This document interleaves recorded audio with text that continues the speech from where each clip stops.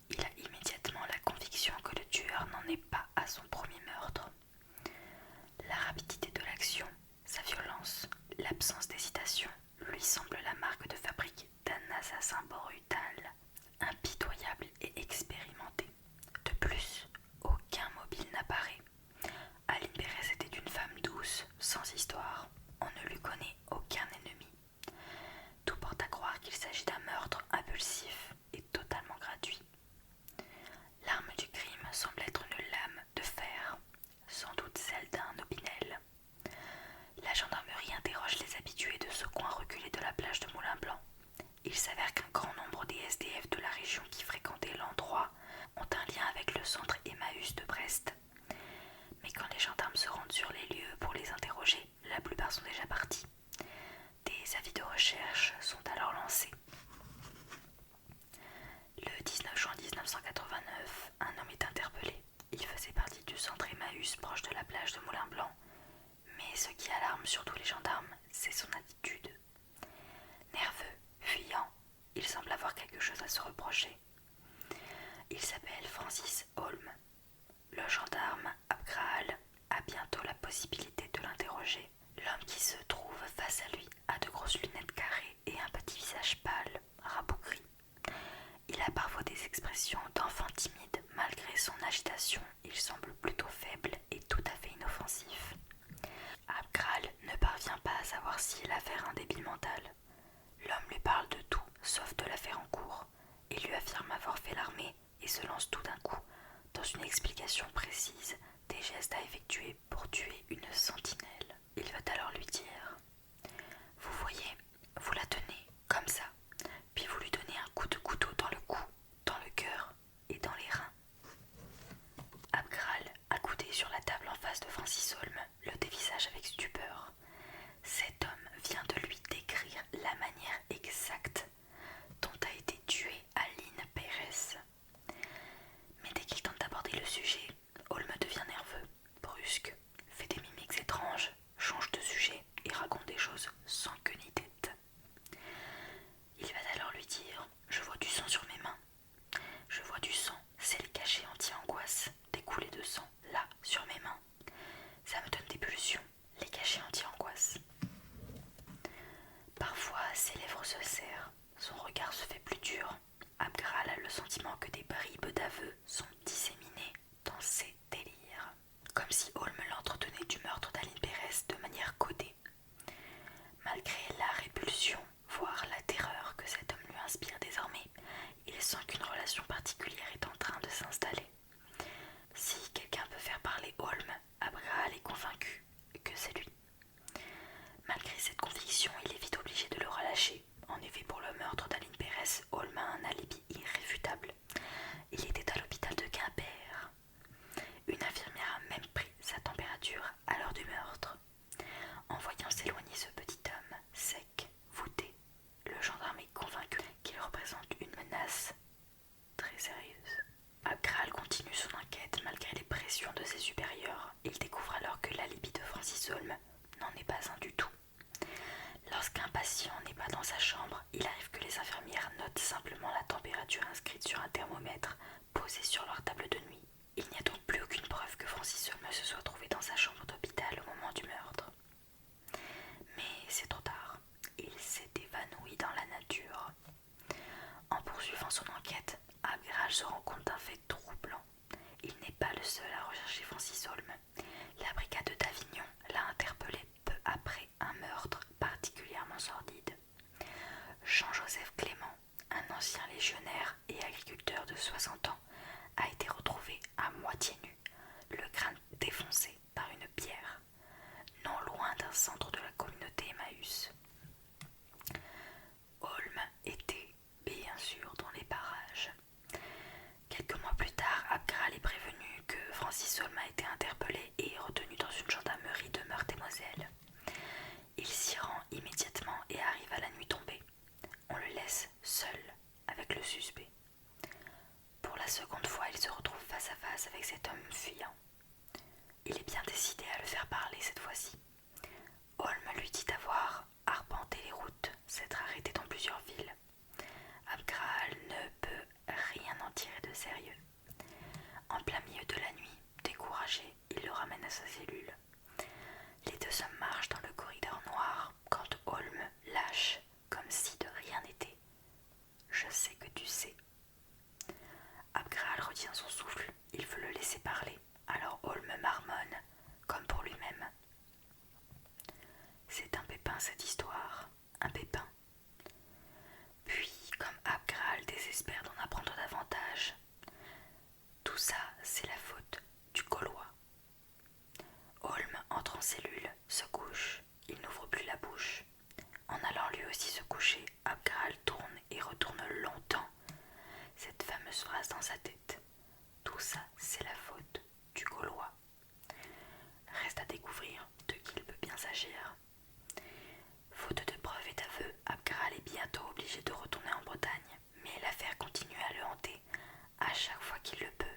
sur les routes, sur les traces de Francis Holm et de ceux qu'il a pu croiser.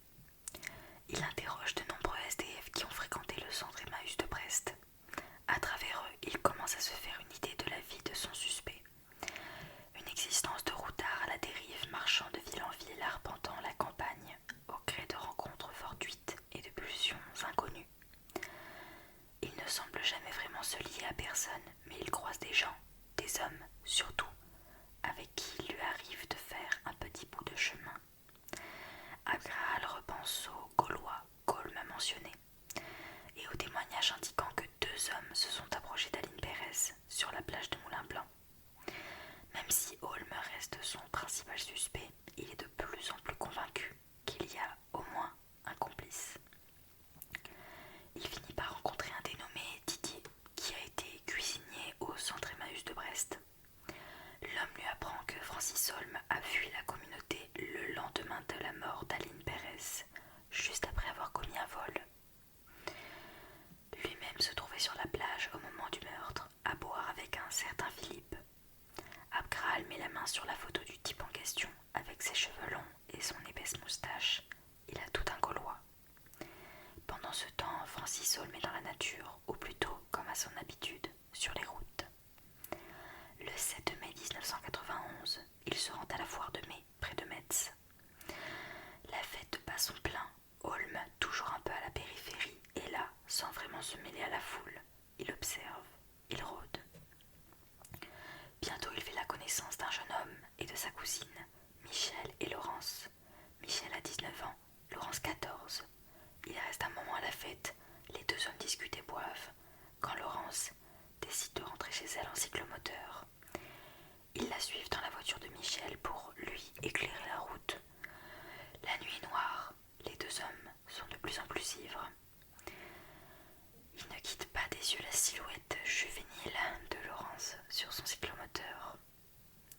Désolée, je fais une petite pause, ça ne m'arrive presque jamais dans les affaires criminelles, je n'aime pas interrompre l'ambiance, mais du coup je préfère préciser que, en effet, j'avais omis de prévenir qu'on va évoquer aussi des notions de viol dans cette affaire. Voilà, je préfère préciser au cas où il y a des personnes qui voudraient quitter la vidéo à ce moment-là. Du coup je repars, désolée. Puis Holm, la bouche pâteuse, va alors dire à Michel: elle est jolie ta cousine, je me la ferai bien. Michel a beaucoup bu, il a un rire traînant et avoue qu'il a déjà eu lui aussi envie de la jeune fille. Les 2 hommes, observant toujours l'adolescente dans les phares, semblent sur la même longueur d'onde. Michel ne semble même pas chercher à trouver les mots pour calmer les ardeurs de Francis Holm. Au contraire, ils s'encouragent mutuellement. Quelques kilomètres plus loin, ils renversent la jeune fille et la font monter, sonner, dans la voiture. Ils l'emmènent dans un champ de maïs. Là, Holm sort son opinel et le pointe contre le cou de Laurence. Il ordonne au jeune Michel de la violer sous ses yeux.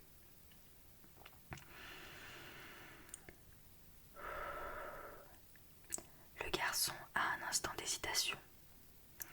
Ce n'est pas un tueur ni un violeur et les vapeurs de l'alcool se sont un petit peu dissipées. En tout cas, il se révèle incapable de violer sa cousine. Déçu, Holm le laisse là, debout dans la nuit au milieu du champ de maïs. Il s'éloigne, disant qu'il va emmener la jeune fille plus loin. Le lendemain, un petit garçon découvre le corps de Laurence. Elle est nue, couverte de sang. Elle a été sauvagement égorgée.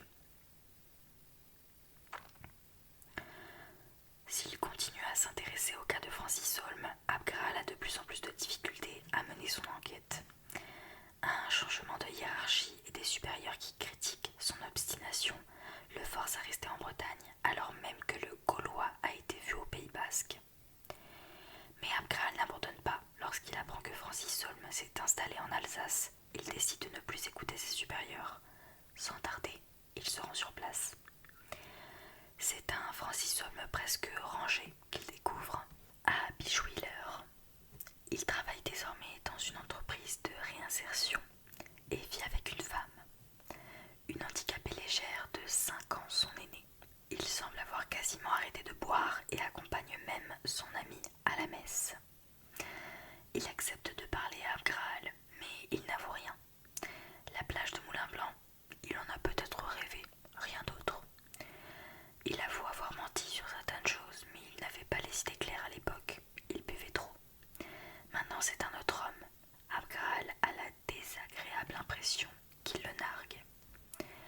Lorsqu'il rejoint la gendarmerie, il apprend qu'il ne lui reste que quelques jours avant que le dossier concernant la mort d'Aline Pérez ne soit définitivement clos. Abgraal ronge son frein.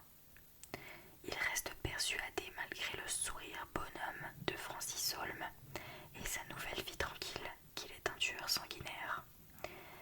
Et il n'a plus à sa disposition que très peu de temps pour le prouver.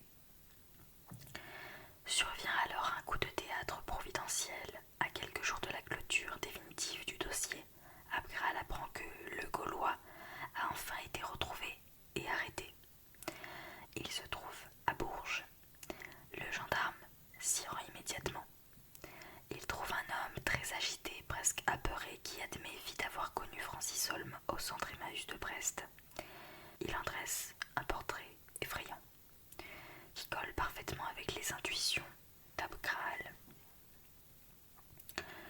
Holm buvait beaucoup trop et avait l'alcool mauvais. Il lui arrivait de devenir violent, surtout vis-à-vis des femmes, qui l'obsédaient complètement. Le Gaulois affirme que Holm voulait toutes les sauter. Mais le Gaulois va se montrer moins bavard concernant son propre emploi du temps le jour du meurtre d'Aline Pérez. Oui, il était bien avec Holm sur la plage. Oui, ils ont bu ensemble. Il se souvient de cette femme allongée sur sa serviette à quelques mètres d'eux, et aussi que Francis Holm s'est dirigé vers elle. Il l'a peut-être suivie sur quelques mètres, mais quand il a compris qu'il allait lui faire du mal, il a préféré s'en aller. Holm lui faisait peur. Il ne voulait pas être mêlé à tout ça.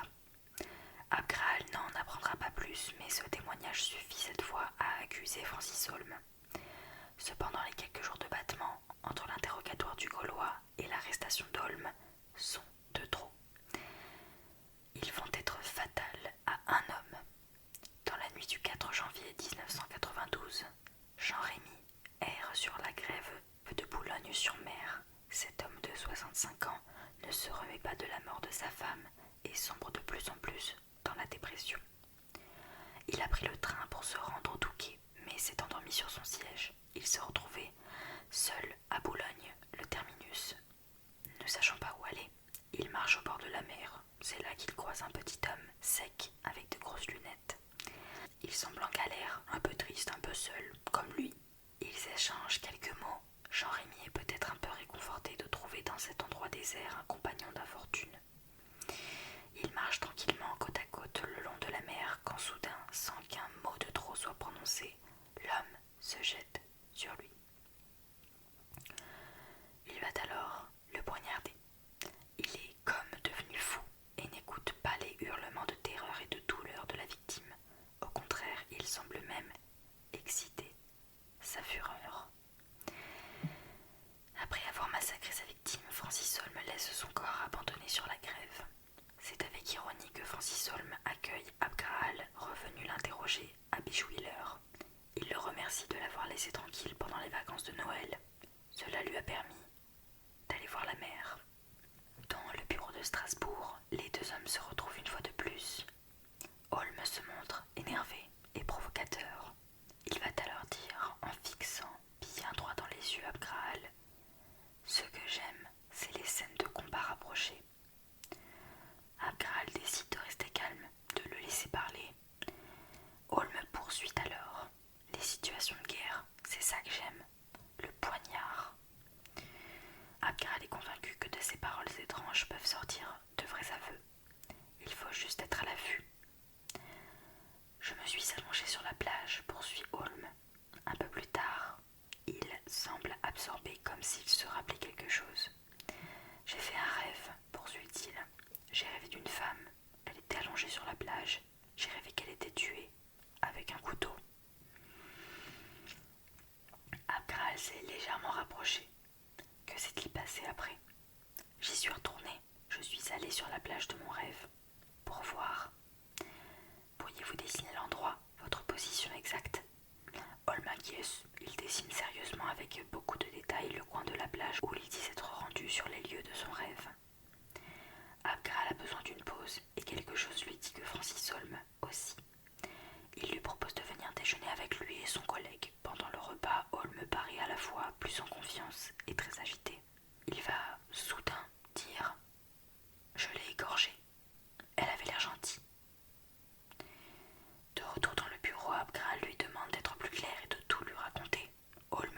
s'exécuter.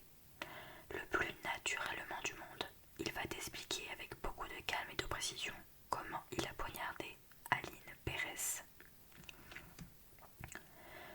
En attendant de le déférer au parquet, Abgral reste quelques minutes avec lui dans une salle d'attente.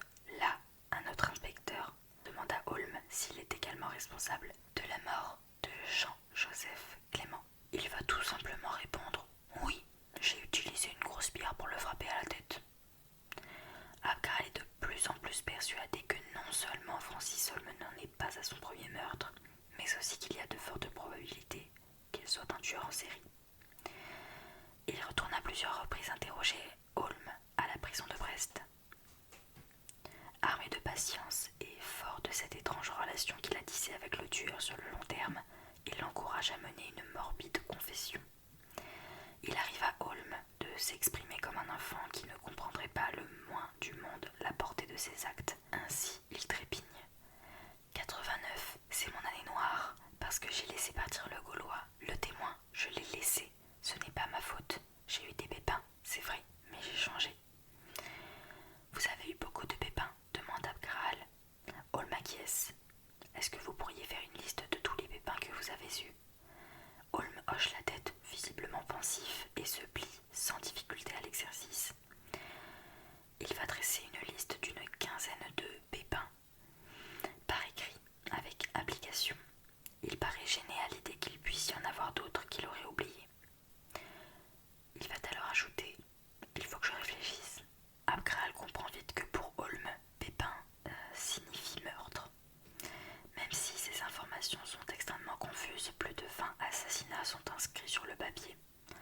Au fur et à mesure de leur entrevue, Holm décrit de nombreuses scènes de violence.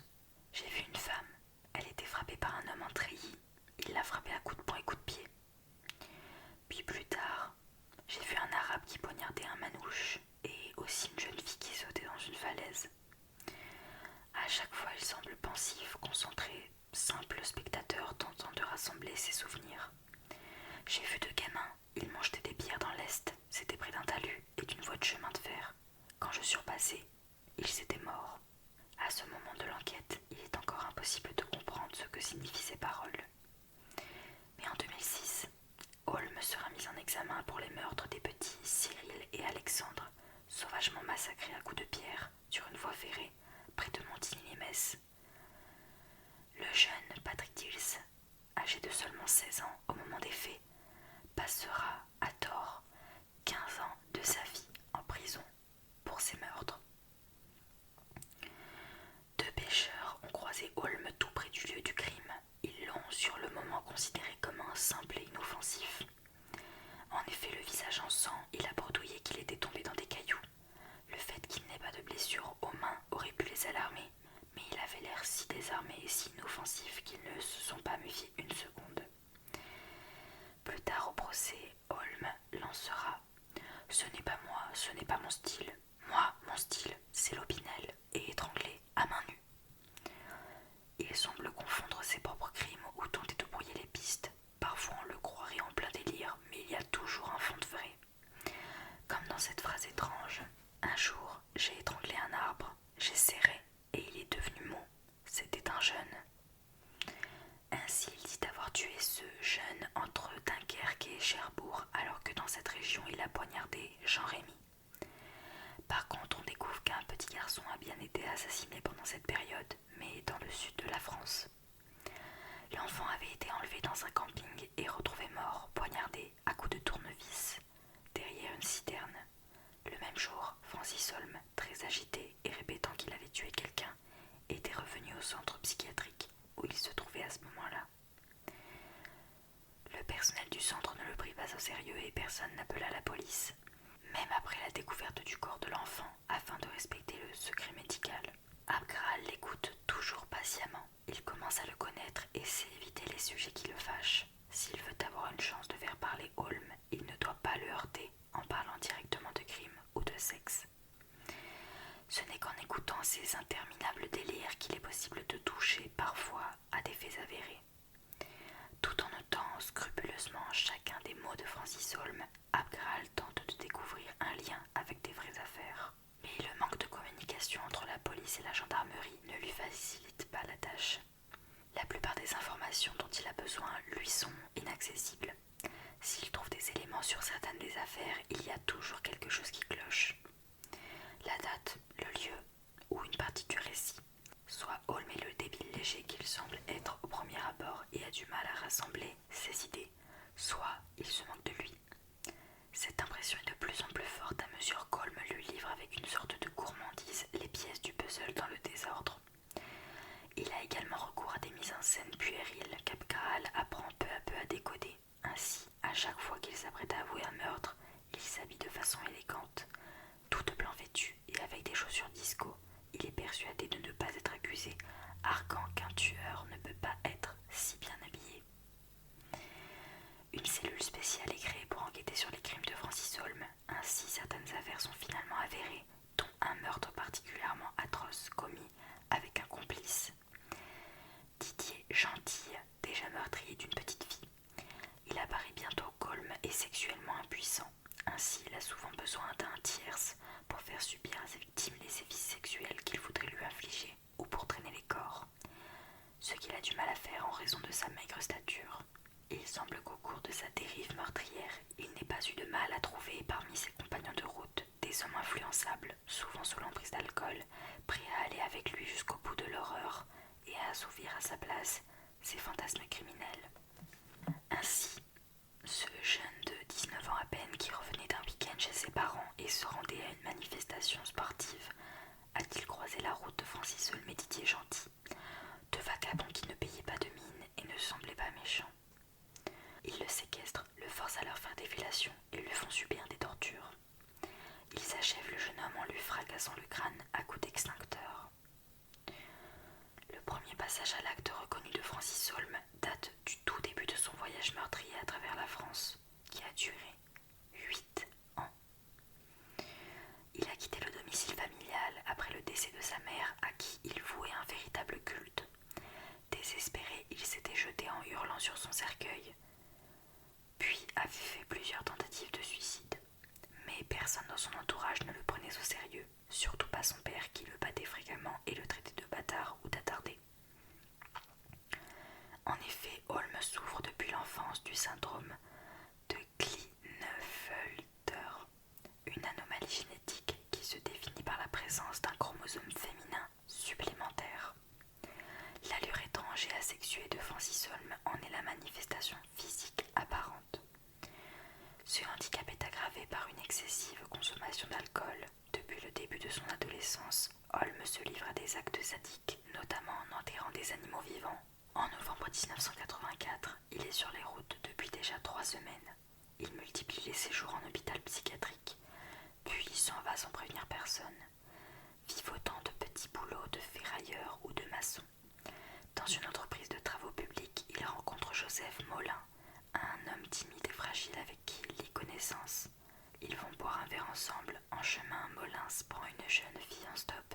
Lionel a 17 ans. Holm dira plus tard qu'il l'a trouvée sexy dans ses collants noirs. Il ajoutera même « Pour moi, c'était comme une pute ». Les deux hommes la conduisent dans un bois. Elle y sera retrouvée nue, étranglée et poignardée. En décembre 1986, Holm va boire dans un bar avec 2 de ses compagnons d'un centre de désintoxication alcoolique. En rentrant sous au petit matin, il croise de nouveau la route d'une autostoppeuse.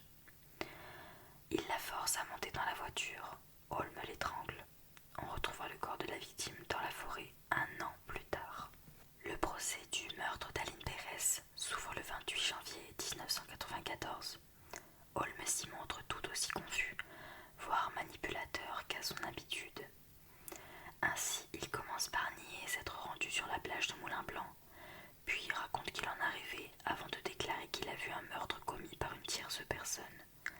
Il se présente souvent comme le gentil qui a assisté, horrifié à un crime, sans pouvoir l'empêcher. Il faut beaucoup de temps pour qu'il commence enfin à parler à la première personne.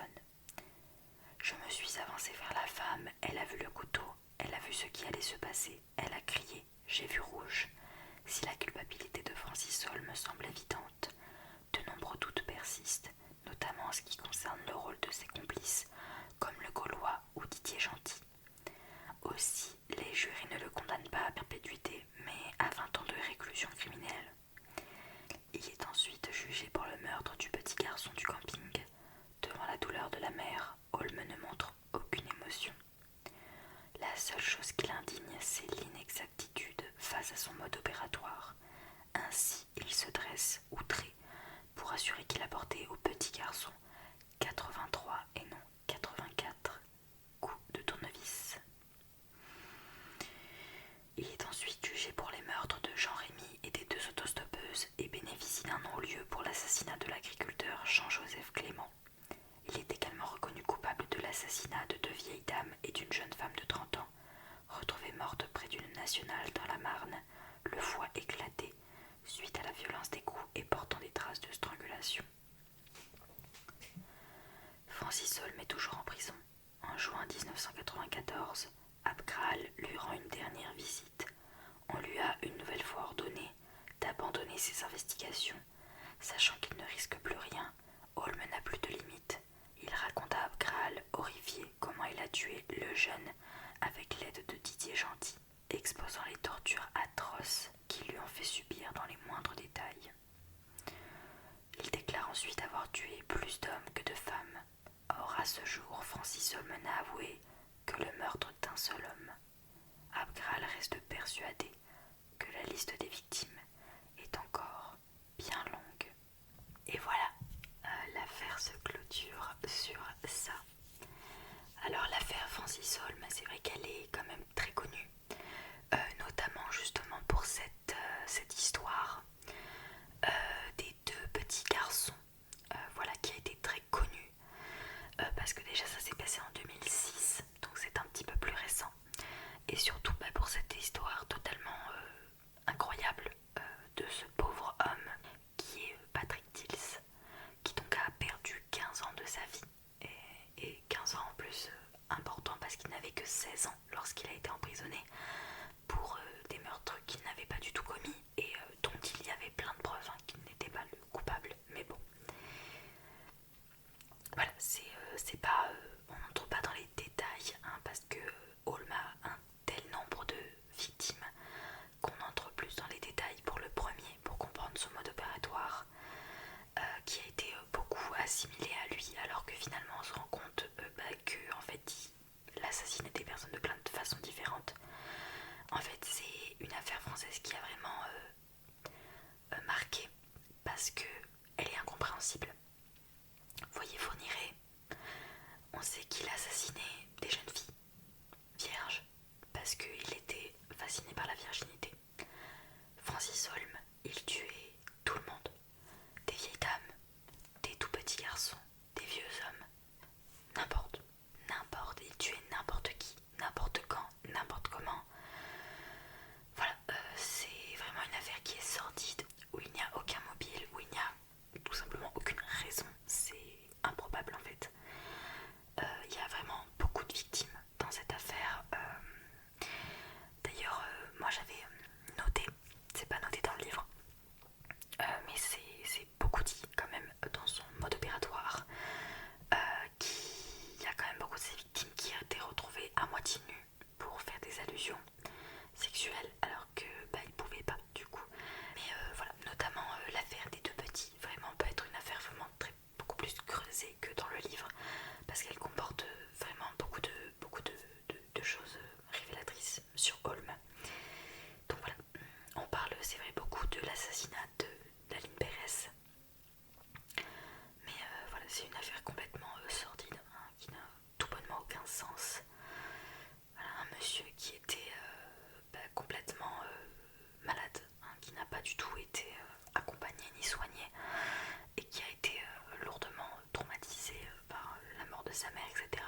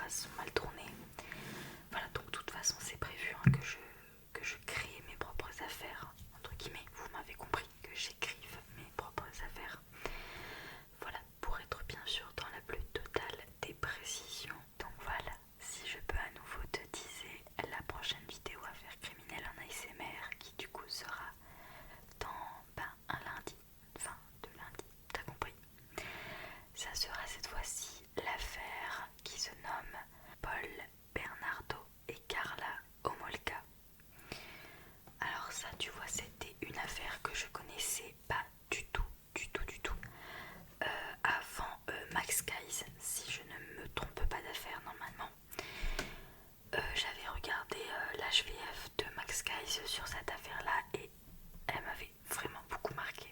Donc j'espère pas me tromper, mais normalement voilà. C'est une affaire assez intéressante. Donc voilà, j'espère que ça t'a fait plaisir de me